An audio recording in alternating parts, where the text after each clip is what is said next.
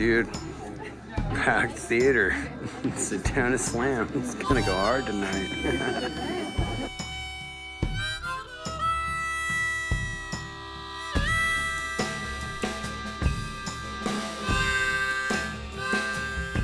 When Carolyn came in, it was my second day as the new general manager. I was making my rounds, table touching, boosting the kitchen crew, checking the bar's ice well, getting the servers off their fucking cell phones again.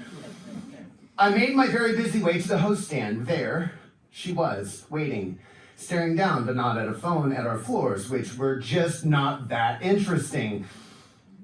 She was a decade older than me, but more broken than I've ever seen myself in a mirror.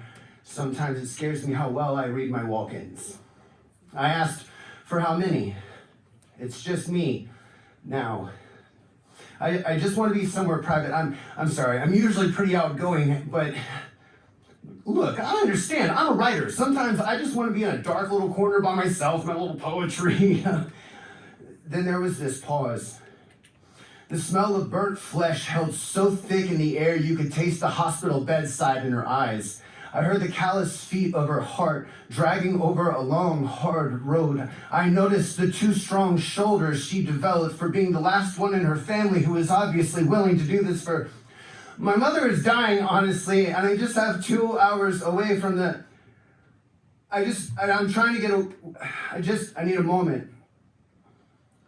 I wished I were on stage so I could allow myself to cry openly.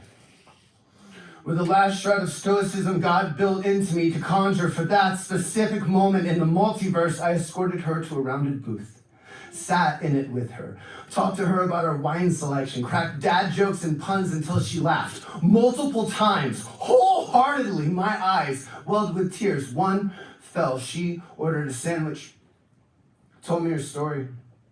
I told the kitchen line the haiku of the novel. A cook replied, "You told the right crew on the right day, my dude."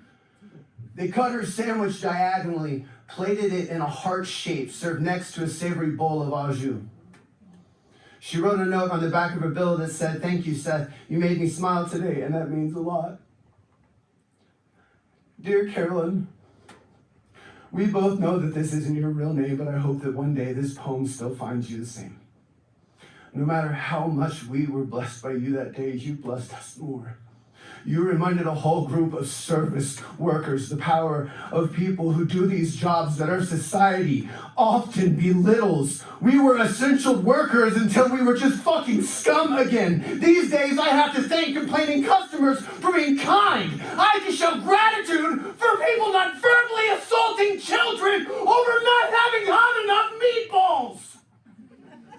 Common respect, common sense, common decency are not common anymore. I want you to know. My staff all hugged and high-fived over your note. We all gave ourselves a collective round of applause for feeling like we mattered again.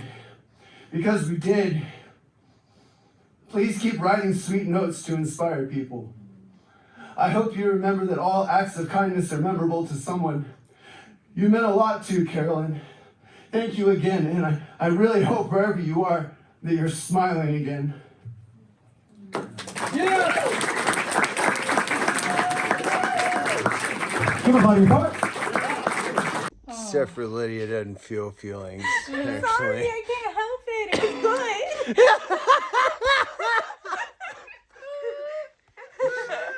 good. You liked it? Tell us you're autistic without telling us you're autistic.